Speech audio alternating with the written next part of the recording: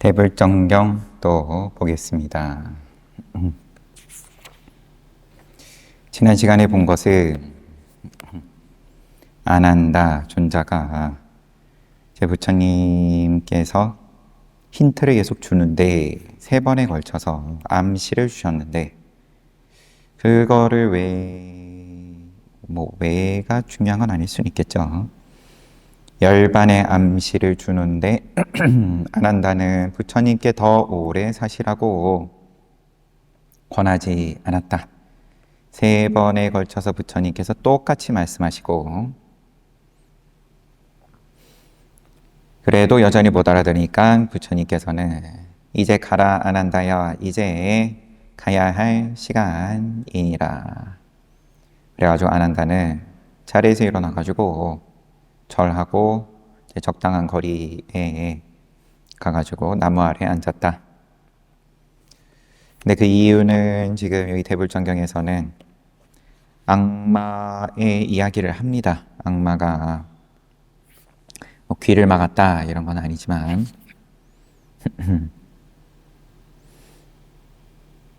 악마가 들렸다 이렇게 표현을 했다.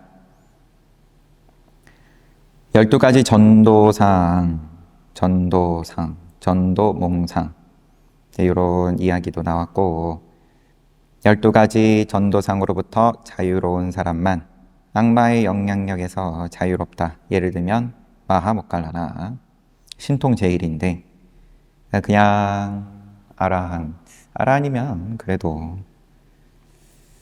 이런 전도상으로부터 자유롭다 할 수 있을 텐데 그런데 그 와중에 이제 마하모칼라나를 예를 든 걸 보면 이게 쉽지 않은 모양이고 성자라 할지라도 어느 한 가지라도 남아있으면 악마에 들리기 쉽다. 절대 안 들리는 건 아니다 정도로 그래서 정신을 잃게 만들고 정신없게 만들고 그 다음에 정신없을 때 놀라서 입을 벌리게 되면은 거기다 손을 집어넣어서 심장을 쥐어짠다. 그러면 완전히 정신을 잃게 된다. 아난다는 그 정도는 아니었지만 입에 손을 집어넣게끔 하는 정도는 아니었지만 어쨌든 정신이 없긴 없었다. 그런 내용을 봤었습니다. 그런데 부처님께서는 그 일체지를 갖고 계신데 그 아난다가 못 알아들을 걸 알면서도 왜 3번 반복해서 같은 말씀하시면서 그렇게 하셨냐? 그러면 이제 이런 궁금증에 대해서 납득이 잘 안 되는 알고 모르고 관계없이 그냥 편안하게 지나가는 사람들이면 시비를 안 할 텐데 이런 것도 시비가 왕왕 있었던 모양이죠. 적절한 시간에 간청하지 못한 잘못을 이제 꾸짖는데 좀 있다가 이제 그것은 오히려 아난다의 슬픔을 희석시키기 위해서였다. 그런 이유까지도 봤습니다. 마라의 유혹.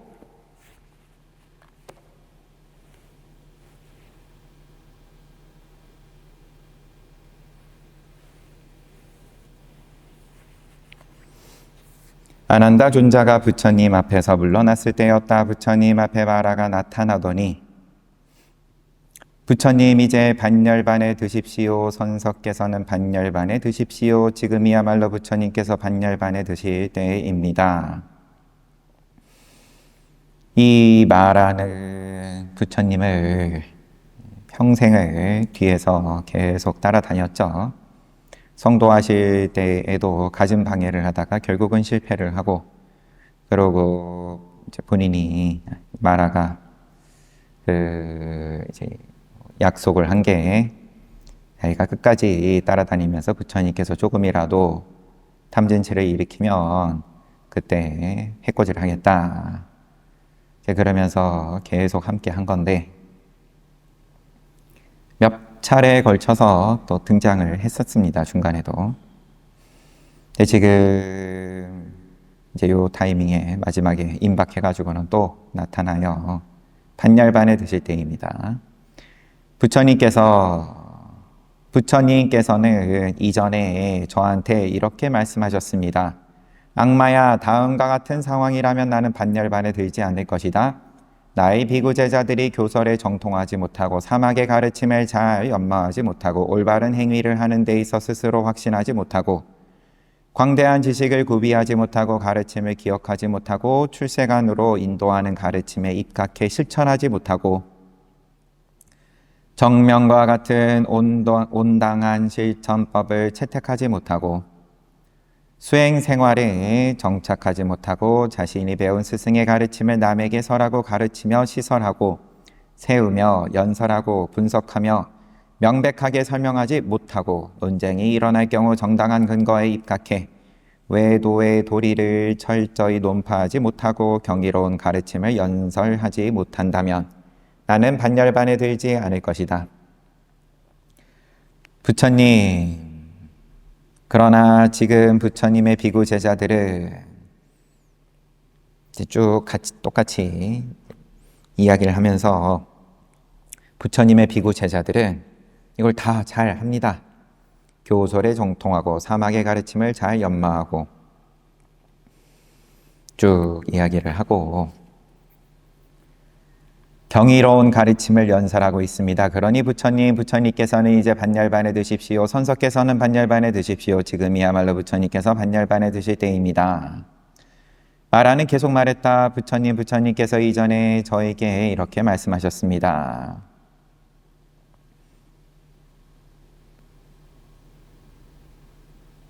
똑같이 말해요. 조금도 다르지 않게 반복을 하고.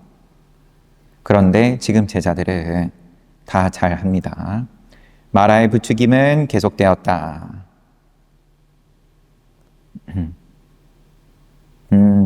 똑같지가 않았군요. 죄송합니다.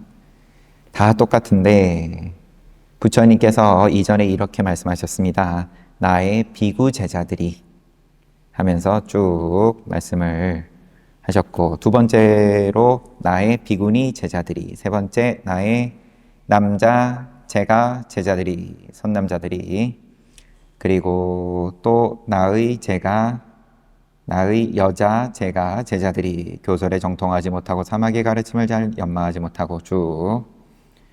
그러면 반열반에 들지 않을 거라고 말씀하셨는데 지금 부처님의 여자 제가 제자들은 교설에 정통하고 쭉 다 잘합니다. 부처님께서는 이제 반열반에 드십시오. 지금이야말로 반열반에 드실 때입니다. 마라는 다시 다음처럼 말했다. 부처님께서는 이전에 저에게 이렇게 말씀하셨습니다. 악마야, 나의 청정한 수행법이 번창하지 않고 풍부해지지 않고 확대되지 않고 많은 사람이 지니지 않고 늘어나지 않고 전신과 인간에 이르기까지 잘 전달되어 정돈되지 않는다면 나는 결코 반열반에 들지 않겠다.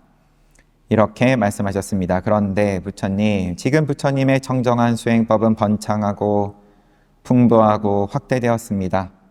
많은 사람들이 부처님의 청정한 수행법을 받아 지니고 있으며 전신과 인간에 이르기까지 잘 전달되어 정돈되었습니다. 그러니 부처님께서는 이제 반열반에 드십시오. 지금이야말로 부처님께서 반열반에 드실 때입니다. 마라는 이처럼 부처님께 열반에 들 것을 종용했으니 앞서도 2번이나 그런 적이 있었다. 첫 번째 사건은 부처님이 바르고 원만한 깨달음을 얻고 난 직후 보리수 근처에서 8주간 머물 때에 일어났다. 7주 동안 혼자 지내시고 그 다음에 일주일 잠깐 주석이 있어서 확인하겠습니다.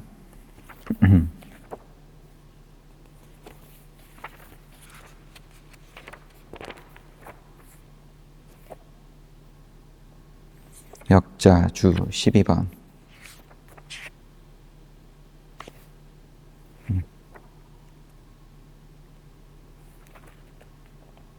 정확하게는 5번째 주 아자팔라 목동의 반얀 나무 아래에 머물 때이다.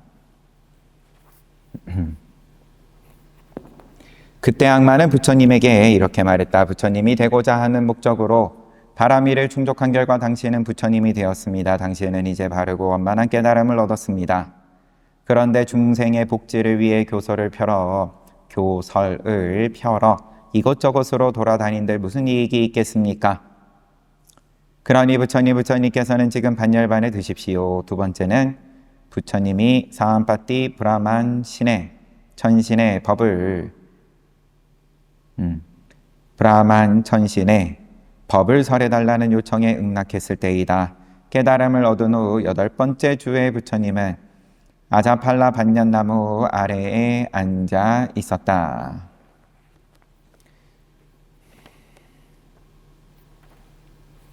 주석 보기가 좋게 편집이 안 돼 있어서 계속 왔다 갔다 합니다. 그러니까 7번에 걸쳐서 일주일씩 49일 동안 부처님께서 과의 정을 즐기시고, 그리고 이제 그동안은 음식도 취하지 않으시고, 이제 그런 다음인 거죠. 8번째 주라는 건. 부처님은 아자팔라 반얀나무 아래에 앉아 있었다. 그때 악마가 부처님에게 다가왔다. 그는 부처님의 가르침이 대중들을 불사의 세계로 인도한 결과 자신의 영역이 줄어들 것을 예상하고는 비참함을 느꼈다. 마라의 영역, 마라의 세계는 윤회하는 세계, 괴로움을 전제하는 세계, 예약되어 있는 세계. 그런데 윤회에서 벗어난다, 열반에 든다, 그러면 괴로움에서 벗어난다, 마라의 이제 영역을 탈출한다. 그러니까 부처님께서 열반법, 마라의 영역에서 탈출하는 방법, 매뉴얼을 사람들에게 배포하면 자기는 이제 망했다. 비참함을 느꼈다. 그래서 부처님에게 열반에 들라고 요청함으로써 부처님의 설법을 막으려 했다. 그때 부처님은 이렇게 말했다. 마라야, 다음과 같은 상황이라면 나는 결코 반열반에 들지 않을 것이다. 나의 비구, 비구니, 선남자, 선여인, 제자들이 교설에 정통하지 못하고 쭉 경이로운 가르침을 연설하지 못한다면 나는 반열반에 들지 않을 것이다. 그래서 마라는 다시 3번째로 부처님의 열반을 청하면서 부처님의 앞서서 말씀하신 말씀을 근거로 들었던 것이다. 부처님은 마라의 말을 다 듣고 나서 이렇게 말했다. 사악한 자여, 걱정하지 말라. 열의 반열반은 머지않아 다가올 것인즉 지금부터 3개월 뒤 열에는 반열반에 들 것이니라. 여기서는 약속을 이제 하셨습니다. 걱정하지 말아라. 앞에 2번은 이제 성도하신 뒤고 아직 법을 펴시기 전인 거고요. 이 성도하신 직후에 과의 정을 즐기시는 가운데 5번째 주에 마라가 성도를 막으려고 자기의 온 군사를 다 동원해가지고 부처님을 공격하고, 그 다음에는 또 유혹을 하고 다 실패하고, 그러고 뭐 좀 쉬다가 왔는지 5번째 주에는 이제 그냥 성도하신 걸 축하드리고 이제 목표 달성했으니까 열반에 드시면 됩니다. 이제 이런 말을 했었고, 8번째 주는 과의 아라한과의 선정을 다 즐기시고 난 다음에 브라만 천신이 이제 부처님께서 어떻게 할까 이제 좀 그렇게 계시니까 나서가지고 법을 설하셔야 됩니다 라고 브라만 천신이 부처님께 요청을 하고, 이제 그때에 이 마라가 다시 한번 부처님께 그냥 열반을 드시라고, 브라만 천신은 법을 설하라고, 마라는 그냥 피곤하게 이거 누가 알아듣겠냐, 열반에 드시면은 그게 제일 좋은 거 아니냐. 두 번째로 정했고 법을 설하기 시작한 이후로는 아웅을 못하고 있다가 이제 지금 이 장면에서 앞서서 이처럼 말씀하셨습니다. 부처님. 그러니까 걱정하지 마라. 3개월 뒤에 반열반에 든다. 명행을 버리고 부처님은 차팔라 사당에서 정념과 정지를 갖춘 채 명행을 포기하기로 결정했다. 즉 3개월이 지난 뒤에는 과정에 다시 들지 않겠다고 결심한 것이다. 3개월 뒤에 돌아가시는 거인데 3개월 뒤에 과정에 다시 들지 않겠다. 이 말이 맞는 건지. 과정에 이제 더 이상 들어가지 않음으로써 빨라사마빠띠에 들어가지 않음으로써 3개월 뒤에 이제 반열반에 든다. 이게 더 맞는 것 같아요. 부처님이 이렇게 결심하자 털이 곤두설 정도로 무섭게 대지가 울렸다. 이에 부처님은 크게 느낀 바가 있어 감명 깊은 개송을 읊었다. 위대한 성자는 중생들의 덧없는 본성에 반하여 무한한 열반을 저울질한 연후에 새로운 존재를 야기하는 유작의 의도를 거룩한 도에 입각하여 던져버렸네. 중생들은 덧없는 본성으로 새로운 존재를 야기하는 유작의 의도를 버리지 못하는데 위대한 성자는 버렸다. 오온에 덧없고 괴로우며 무상고무아 덧없고 괴로우며 무아의 특성을 성찰하는 윗바사나 수행을 즐거워하면서 완전한 마음의 고요를 갖춘 채 단단한 갑옷처럼 존재를 감고서 좀처럼 떨어지지 않는 번뇌를 파괴해 버렸네.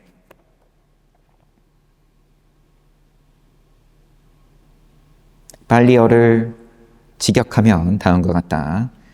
저울질 할 수 있기도 하고 없기도 한 존재의 근원, 그 존재의 결합작용을 열애는 풀어버렸네. 존재의 결합작용이다. 결합. 인연이 사대가 결합해가지고 몸뚱아리를 비롯한 모양이 이렇게 펼쳐졌고, 그런데 이제 이게 다 해체가 됐다. 안으로 즐거워하며 삼매든 열에는 쇠사슬 갑옷 같은 존재의 근원을 부셔버렸네. 이런 거 보면 확실히 능단 금강, 반야 바라밀다경, 금강과도 같은 이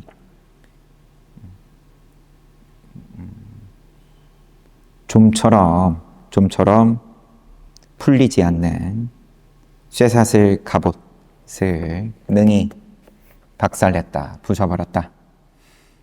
부처님은 마음의 고요함을 위한 명상을 연마하고 윗바사나 수행을 연마하여 4가지 거룩한 도를 얻었다. 용감한 무사가 전장에서 날카로운 칼을 가지고 자신이 입고 있는 갑옷의 단단한 겉옷을 잘라버리듯 자기가 입고 있는 갑옷의 단단한 겉옷을 잘라버리듯 부처님은 4가지 도의 지혜로서 번뇌를 완전히 파괴했다. 마치 뿌리가 잘려나가면 나무가 열매를 맺을 가능성을 상실하는 것처럼 번뇌가 파괴되는 순간 시작이 없는 윤회를 통해 적집되었던 재생의 가능성 자체가 부처님의 정신세계에서 사라져버렸다. 위계송에서 정념과 정지를 갖춘 채 명행을 포기하기로 결정했으니, 여기에서 정념이란 부처님의 마음이 언제나 사념처 곧 몸, 느낌, 마음, 법에 머물고 있음을 의미하고, 부처님은 이 네 가지 근거를 슬기롭게 관찰하여 자신이 그 길고도 피로한 윤회의 여행길에서 온이라는 짐을 어떻게 짊어지고 다녔는지 회상하고 지금은 그 짐에서 자유로움을 떠올렸다. 그리고 그 짐을 던져버리기 위해 자신이 사아승지 10만급 동안 거룩한 도의 내적 구조인 바라미를 충족했음을 회상했다. 그때 부처님은 오랫동안 갈망해왔던 길에 굳건히 서 있고 사념처 위에 머물게 됨으로써 유의법의 역겨움과 비참함, 무상함과 무아성을 꿰뚫게 되었다. 이 성도할 때의 이야기들입니다. 특히 여기서 정지라고 하는 것은 정념과 정지를 갖춘 채라고 한 정지는 부처님이 자신과 남에게 가져다 준 이익에 대해 숙고했음을 의미한다. 잠시만요.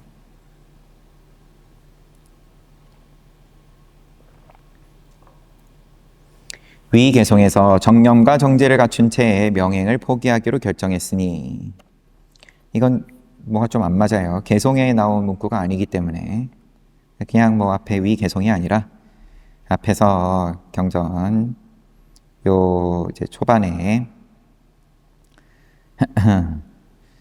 부처님은 차팔라 사당에서 정념과 정지를 갖춘 채의 명행을 포기하기로 했다. 여기서 그러면은 이제 정념하면 이제 좀 전에 본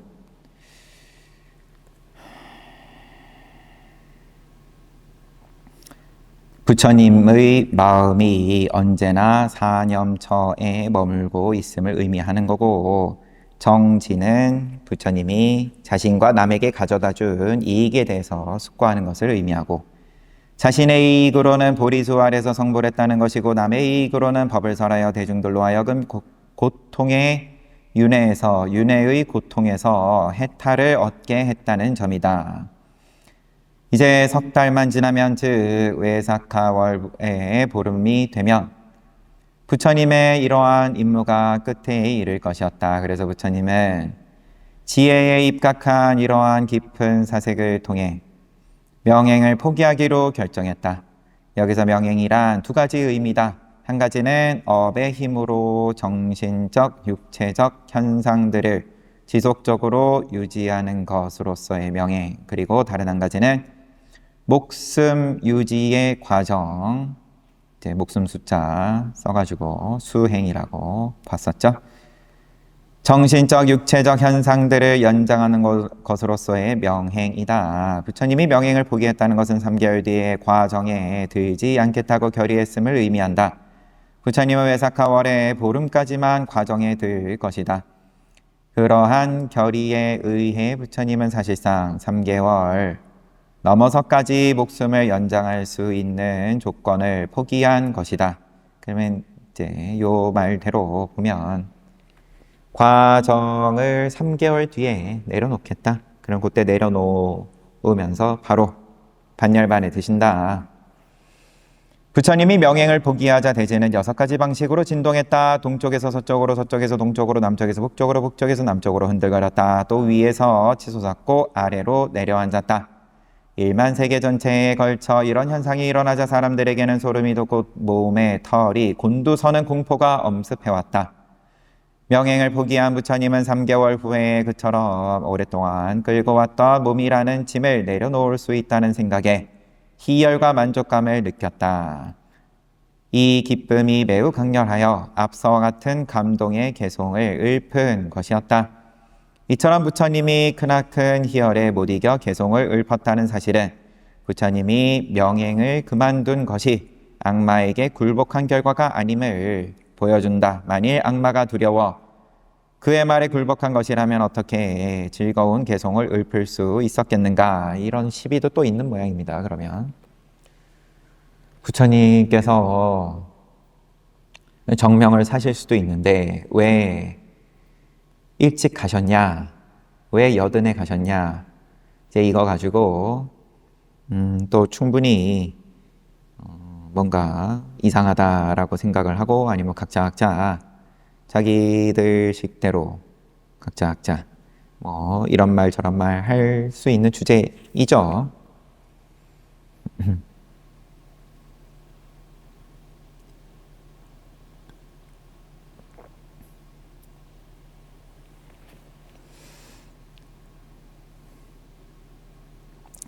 앞으로 3개월만 있으면 오온의 짐을 내려놓고 모든 고통을 종식할 수 있다는 즐거운 전망이 있었기에 부처님은 명행을 그만두는 것과 관련해 감흥의 개송을 읊었다. 그때 아난다 존자는 대지의 진동을 느끼고 이렇게 생각했다. 아, 이처럼 놀라운 일이 있나? 일찍이 없었던 일이다. 털이 곤두설 정도로 엄청난 진동이다. 앞서서의 진동들 부처님 태어나셨을 때, 그 다음에 출가하셨을 때 등 그때는 이제 아난다 존자는 지금 이렇게 교단에서 함께하고 있었던 건 아니니까 이렇게 대지가 진동하는 이유는 무엇일까? 그리하여 아난다 존자는 부처님에게 다가와 공손히 절하고 적절한 자리에 앉아서 이렇게 말했다. 부처님, 실로 놀라운 일입니다. 일찍이 없었던 일입니다. 덜이 곤두설 정도로 엄청난 땅의 진동이 있었습니다. 이렇게 대지가 진동한 이유는 무엇입니까? 아직도 눈치를 못 채고 와서 여쭤보니까 아난다의 질문에 부처님이 말했다. 아난다여, 대지에 진동이 나타나는데 8가지 원인, 8가지 인연이 있느니라. 개송으로 대지는 물 위에 놓여 있고 물은 바람 위에 놓여 있으며 대지는 물 위에 놓여 있고 물은 바람 위에 놓여 있고 바람은 허공에 머무느니라. 큰 바람이 불 때면 물이 흔들린다. 물이 흔들리면 대지가 흔들린다. 이것이 대지의 진동을 나타내게 하는 첫 번째 원인이며 첫 번째 인연이다. 두 번째, 신통을 갖추었으며 마음의 지배력이 완성된 사문, 바라문이 있느니라. 혹은 위대한 신통과 위엄을 갖춘 천신이 있느니라. 그들은 땅이 작으며 물은 무량하다고 생각한다. 그들이 이 땅을 진동시키는 것이다. 이것이 두 번째 원인, 또 인연이다. 보살이 도솔천에서 죽은 후, 이제 여기서부터 부처님 이야기죠. 과거의 모든 부처님들도 마찬가지고 도솔천에서 죽은 후 정념 정지를 갖춘 채 모태에 들 때, 회임할 때 땅이 진동한다. 다음 보살이 기억과 지혜를 갖추어 모태에서 나올 때, 태어날 때 땅이 진동한다. 열애가 더 이상 없는 바르고 원만한 깨달음을 깨달았을 때 땅이 진동한다. 좀 출가할 때는 아닙니다. 성도하실 때 땅이 진동한다. 여기까지 5번째 원인. 열애가 맞아요. 전법륜경으로 알려진 사성제에 대한 수승한 가르침을 베풀 때, 처음으로 법을 펴기 시작할 때, 그래서 그때도 이제 두 천신에 대해서 좀 길게 함께 봤었죠.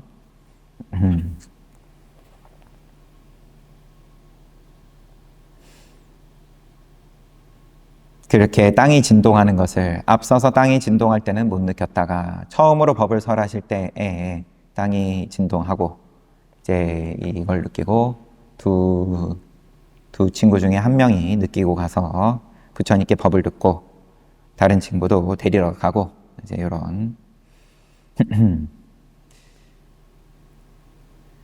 그래서 전법륜경을 이제 처음 설하실 때 더 이상 없는 법의 바퀴를 굴릴 때, 위 없는 법을 굴리기 시작할 때 땅이 진동하느니라.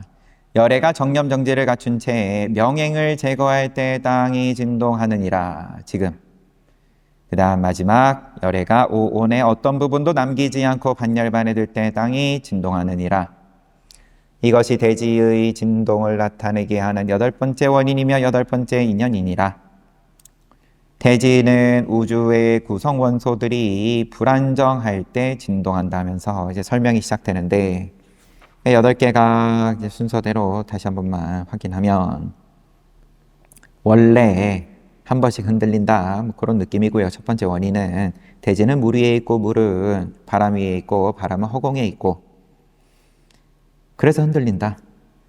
두 번째는 사문 바람은 가운데 신통 또 마음의 지배력이 완성된 경우에 그들의 땅은 작다. 사문, 바라문의 땅은 작다. 물은 무량하다. 그래서 진동한다. 세 번째는 이제 도솔촌에서 내려오셔서 회임했을 때, 이 세상에 태어나셨을 때, 그 다음에 깨달으셨을 때, 법을 굴리실 때, 지금처럼 명행을 내려놓으셨을 때, 그리고 반열반에 들 때, 대지는 우주의 구성 원소들이 불안정할 때 진동한다. 이 대지는 두께 96만 요자나인 공기 덩어리에 의해서 지탱된다. 그와 같은 공기 위에 두꺼운 48 요자나인 물 덩어리가 있고 그 위에 두께 24만 요자나인 대지가 놓여 있다. 대지는 깊이 2분의 1 아래인 12만 요자나가 화강암으로 되어 있고 똑같은 깊이의 위쪽 부분은 땅으로 되어 있다. 불안정하고 강력한 바람이 정상적인 공기덩어리의 표면을 가로지를 때 공기덩어리는 일시적으로 제거된다.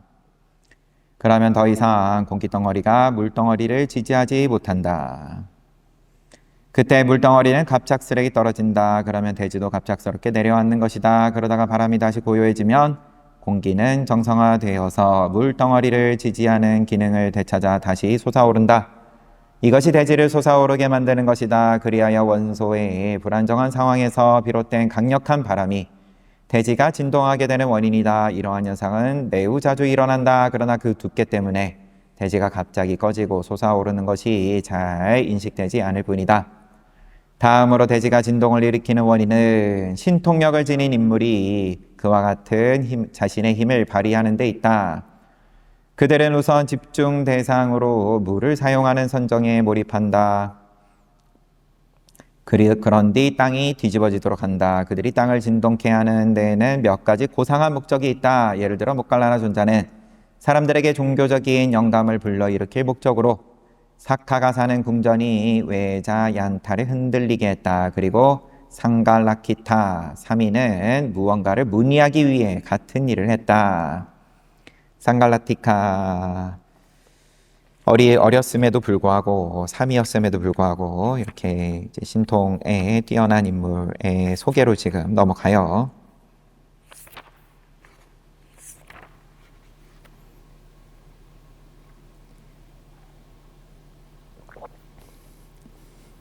보죠.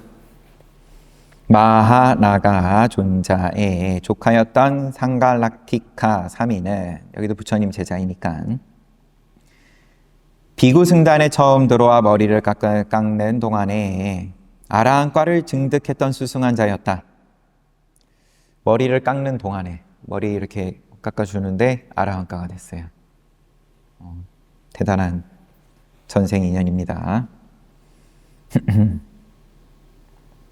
말이 지금 약간 애매한데 3인데 비구 승단에 처음 들어올 때라고 나와 있으니까 이제 승단에 들어왔는데 이제 남자들의 승단에 들어왔는데 나이는 어리니까 3이다 이런 말이죠. 그는 이전에 사카의 외잔타야 궁전을 흔들 수 있는 비구가 출연한 적이 있는지 성찰했다. 그러나 아무도 그렇게 한 이가 없다는 것을 알고는 자신이 직접 그 일을 시도했다. 하지만 그는 외잔타야 궁전을 흔들 수 없었다. 아라한과를 증득했는데 왜 괜히 남이 잘 살고 있는 궁전을 흔들려고 했는지. 상갈라키타가 외잔타야 궁전을 흔드는 데 실패하자 이를 본 처녀들이 조롱했다. 아이야, 너는 그런 재주를 부리기에 너무 어리다. 이 외자얀타 궁전은 너에게 너무 강력하단다. 처녀들의 비웃음을 듣고 상갈라키타 3인은 생각했다. 나는 스승으로부터 제대로 된 가르침을 받지 못했기 때문에 천상의 무의들에게 조롱을 받았다. 그리하여 그는 자신의 화상인 마하나가 존자가 어디에 있는지 살펴보았다. 그리고 곧 존자가 대양 아래에 한 동굴에서 낮 동안을 보내고 있음을 알고 그곳으로 갔다. 그런 후 장로 앞에 존경하는 자세로 섰다. 장로 비구가 너는 싸우는 법도 배우기 전에 전투에 참여했기에 외자얀타 궁전을 흔들 수 없었던 것이다. 삼위가 존자시여 저는 그 어떤 유능한 스승에게도 가르침을 받지 못했습니다. 아들아, 너처럼 신통력을 지닌 인물이 외자얀타 궁전을 흔들 수 없다면 다른 누가 그렇게 할 수 있겠느냐? 너는 물 위에 떠다니는 마른 솥동 조각을 본 일이 있을 것이다. 아들아, 떡을 굽던 사람이 판에 떡을 떼어낼 때는 먼저 그 가장자리부터 잡아댄다는 것을 기억하라. 이 예를 새겨두어라. 이는 삼위에게 매우 우회적인 가르침이었다. 스승의 가르침을 들은 후 삼위는 외자얀타 궁전이 물로 둘러싸여라 이렇게 생각했다. 그리고 외자얀타 궁전이 있는 곳으로 갔다. 상갈라키타가 다시 오는 것을 본 처녀들이 그렇게 망신을 당하고도 아직 반성할 줄 모른다 라고 말했다. 이 말을 들은 그때 사카가 그 소리를 듣고 처녀들에게 나의 아들을 조롱하지 말라. 그는 이미 유능한 스승에게서 가르침을 받았노라. 그는 이제 이 궁전을 흔들어 보일 것이다. 외자얀타 궁전에 다다른 상갈라키타는 자신의 큰 발가락으로 궁전의 대들보 바깥 부분을 쳤다. 그러자 궁전이 사방으로 출렁거리기 시작했다. 궁전이 움직이자 처녀들이 울부짖었다. 오, 이제 그만하라. 제발 그만하라. 울부짖는 소리를 듣고서야 상갈라키타 삼위는 자신의 행동을 멈추었다. 그는 궁전을 제자리에 두고는 그 위에 올라선 채 크나큰 기쁨으로 세 가지 개송을 읊었다. 오늘에서야 나는 비구가 되었네. 머리를 삭발할 때와 마찬가지로 오늘에 이르러서 아라한과를 얻었네. 그리고 오늘에야 사카의 궁전을 흔들리게 했네. 바르고 원만하게 깨달은 부처님은 진정으로 수승하고 희유하신 분이네. 해탈에 이르게 하는 그 교법도 진정으로 수승하고 희유하네. 진실한 성자들의 모임인 저 승단도 진정으로 수승하고 희유하네. 야, 이거는 무슨 의미일까요? 아라한과에 올라가지고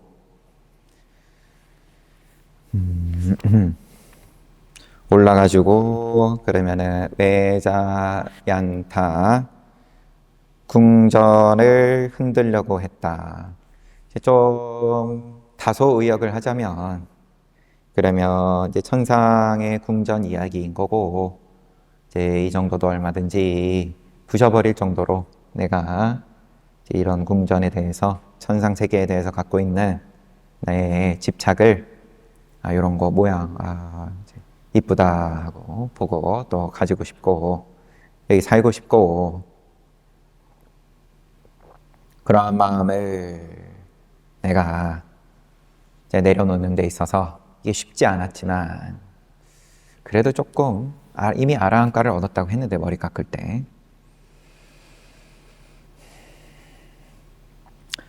그러고 스승인 마하나가로부터 가르침을 받고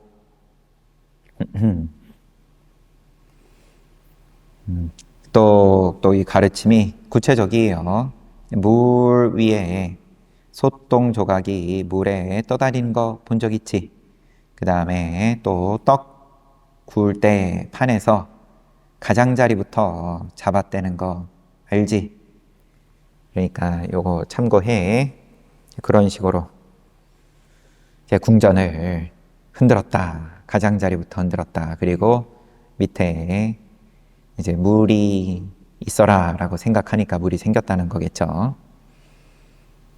여튼 뭐 중요한 건 어쨌든 대지가 흔들리는 거에 대해서 이제 예를 한 가지 들어 보인 거고, 대지가 진동하는 세 번째 원인은 부처님의 회임, 네 번째 원인은 부처님의 출생, 즉 부처님이 지닌 훌륭한 공덕에 기인하는 것이다. 대지가 진동하는 다섯 번째 원인은 부처님이 깨달음을 성취하는 것이다. 즉 부처님이 지닌 꿰뚫음의 지혜가 지닌 힘에 기인한다. 또한 여섯 번째 원인이 초전법륜이라는 것은 부처님이 지닌 방편선교의 힘에 기인한다. 주석사에 의하면 대지의 수호신이 고마움을 표하기 위해 박수를 쳤기 때문이라고 한다. 대지가 진동하는 일곱 번째 원인은 부처님이 연기한 존재로서의 생존에 연기한 존재, 연기법 할 때 연기, 12연기 이렇게 원인과 결과로 꼬리에 꼬리를 물고 이어지는 쉼 없이 이어지는 존재로서의 생존의 실증이 나서 명행을 그만두기로 한 지혜에 있다. 대지의 소신은 부처님이 명행을 그만두기로 한 것에 매우 안타까워했다. 부처님에게조차 예외 없이 모든 사람은 쇠퇴와 죽음을 피할 수 없다는 것을 절실히 느꼈기 때문이다. 그리하여 대제는 그 안타까움의 표시로 진동을 일으켰던 것이다. 부처님은 무여열반의 듬으로써 사승지 10만겁 동안 간직했던 부처님으로서의 사명을 완전히 성취했다. 그리하여 부처님은 크나큰 환희 속에서 행복해할 수 있는 지혜를 가졌거니와 그 지혜의 힘이 대지가 진동하는 8번째 원인이다. 그러나 이때도 역시 대지의 소신 입장에서는 매우 슬프고 한탄스러운 일이다. 그러므로 그때 대지가 진동하는 것은 슬픔과 한탄의 표현이다.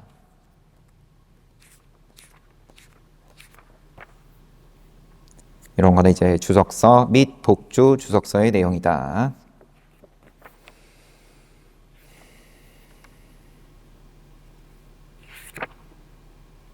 아난다 존자가 와가지고 부처님께 여쭤보고 왜 이렇게 갑자기 천지가 진동합니까?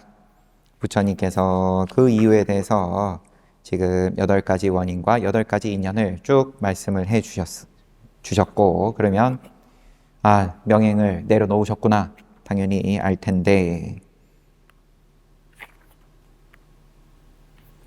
조금 더 볼까? 여기까지 볼까 싶어요. 책은 오늘은 여기까지 보고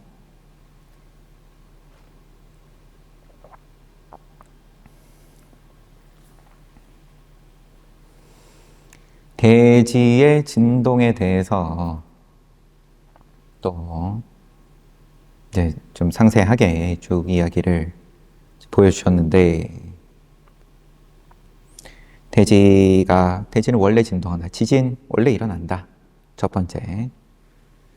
두 번째는 또 사문, 바라문의 힘으로 일어나는데 그때의 대지는 땅이 작아서다. 이런 설명이 붙어 있어요.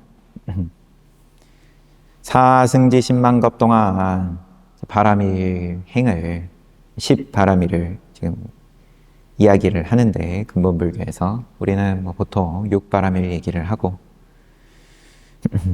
그럼 다 그냥 거두절미하고 그냥 반야바라밀 내지는 지혜 바라밀 이렇게 이야기를 하는데 사승지 10만겁 이 세월 동안에 부처님께서 이 해오신 이 프로젝트는 반열반의 듬으로써 마무리가 된다. 지금 그런 이야기인 거죠.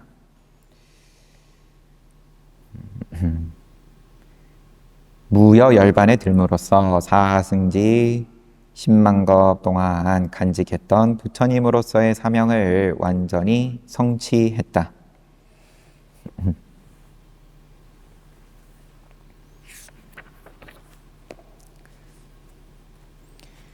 이렇게 이제 대지가 진동하는 이유 첫 번째, 두 번째는 그러하고 나머지 그 6가지는 전부 다 부처님과 관련해 가지고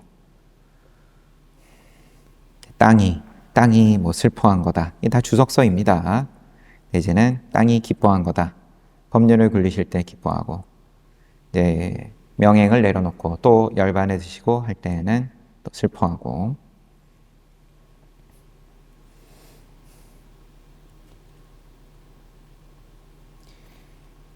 명행을 버리시는 것에 대해서 원래 법의 성품이 그러하다. 과거의 모든 부처님도 5분의 4 수명에 5분의 4 몸의 수명에 5분의 4 되는 지점에서 이제 반열반에 드셨다.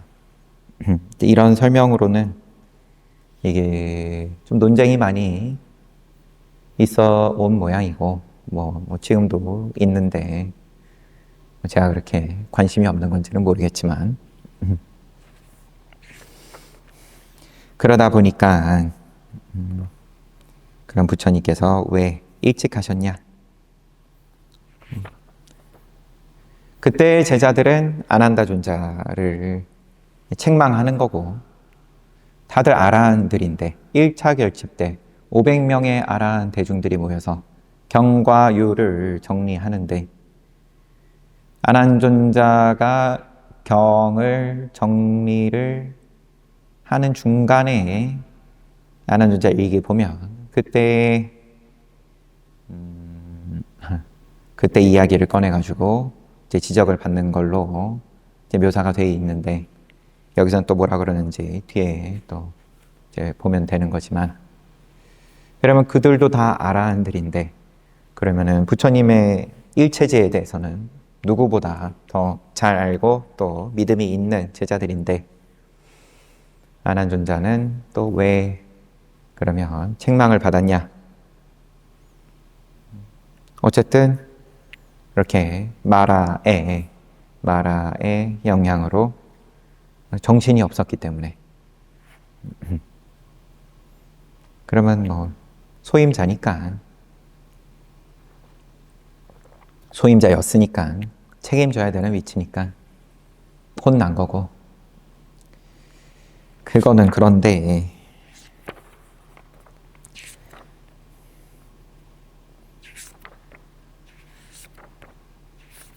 마라가 유혹을 하고 부처님께서 걱정하지 마. 너가 얘기 안 해도 나는 이제 3개월 뒤에 가게 돼 있어. 이렇게 말씀을 하시는 것도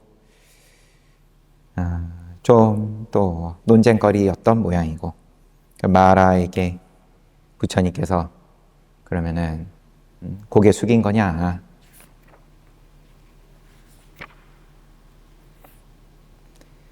등등 뭐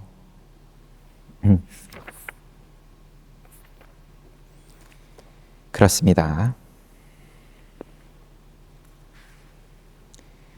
부처님, 우리도 뭐 주변에 그러면은 가까운 사람하고의 헤어짐이다 그러면은 뭔가 미련이 남고, 하물며 이때는 이제 부처님께서 돌아가신 일이고 하니까 그러면은 이게 쉽지가 않은 거겠죠. 어떤 논쟁에 있어서든 그러면 누구 책임이냐 등등, 그런 거에 대한 단편적인 묘사가 아닐까 싶어요. 정명을 다 누리고 가셔도 또 역시나 시비를 하려 그러면은 끝도 없는 걸 텐데, 맞다 틀리다 등등.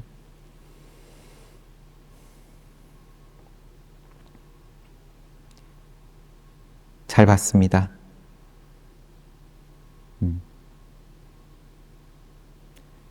쉬었다가 정진하겠습니다.